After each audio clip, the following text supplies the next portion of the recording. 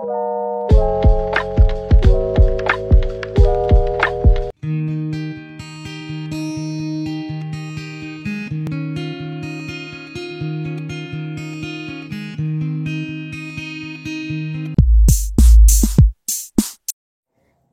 Kedatuan Luwu berada di Palopo, Sulawesi Selatan. Pusat kerajaan Luwu dibangun oleh kolonial Belanda sekitar tahun 1920-an di atas tanah bekas Saoraja yang diratakan dengan tanah oleh pemerintahan Belanda. Di dalam Istana Kedatuan Luwu terdapat beberapa tempat tertentu, di antaranya tempat Dewan Hakim bertemu dengan raja-raja, ruang keluarga, dan tempat bersemedi yang disebut dengan Ar-Rajang. Penjaga bangunan ini mengatakan bahwa Ar-Rajang ini tempat raja ketika ia menenangkan diri dan berdoa. Setiap pengunjung yang datang di sana diarahkan oleh penjaga untuk merasakan roh-roh. Hal ini guna untuk menyambutkan diri dengan roh di tempat persemedian raja. Di ruang keluarga terdapat alat musik kecapi sebagai hiburan raja, dan terdapat pula posik banua atau pusar rumah yang dipagari oleh bambu.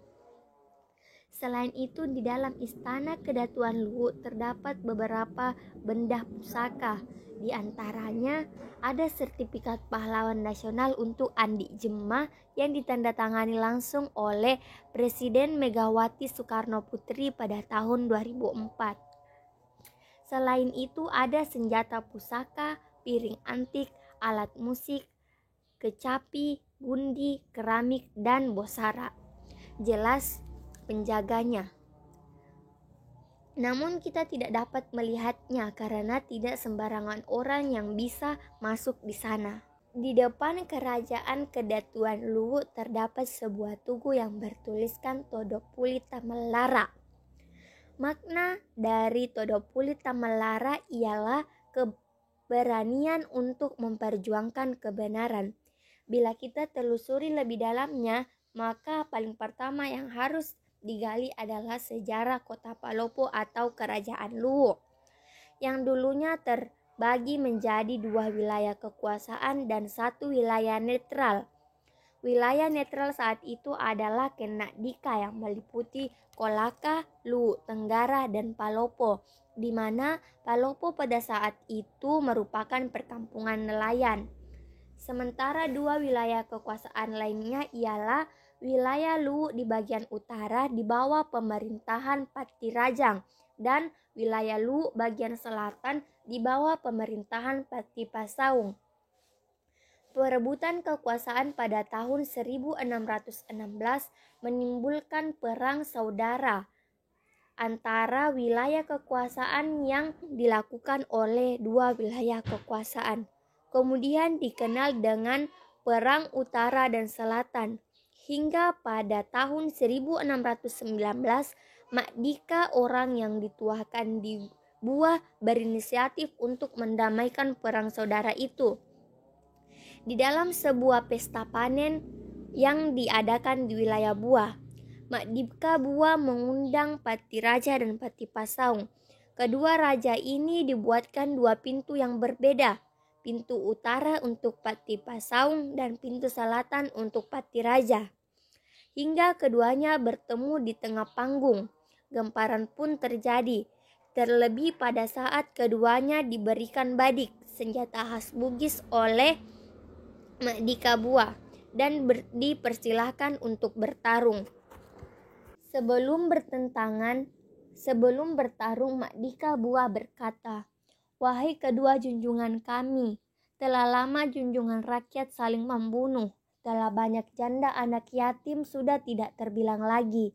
Ini adalah akibat Luwu yang diperintahkan oleh 2 orang raja. Kami hanya menghendaki 1 raja."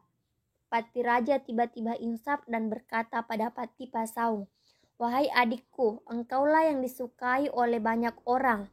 Aku ini abangmu telah hanyut dalam gelaran nafsu kekuasaan. Aku hilaf, rakyat yang tidak berdosa telah saya ikutkan dalam ambisi pribadiku.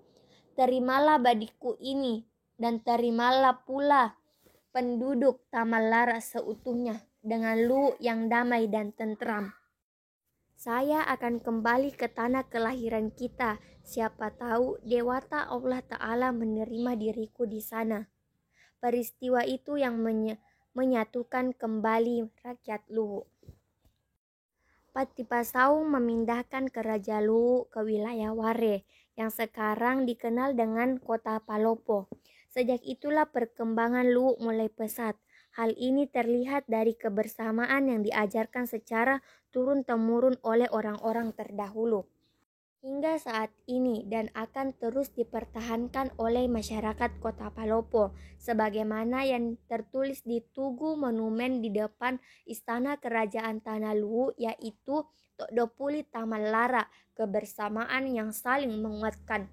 Sedangkan tulisan 23 Januari 1946 adalah memperingati hari berlawanan rakyat Luwu dan tangan yang memegang badik sebagai bentuk atau simbol perlawanan rakyat Luwu pada saat itu.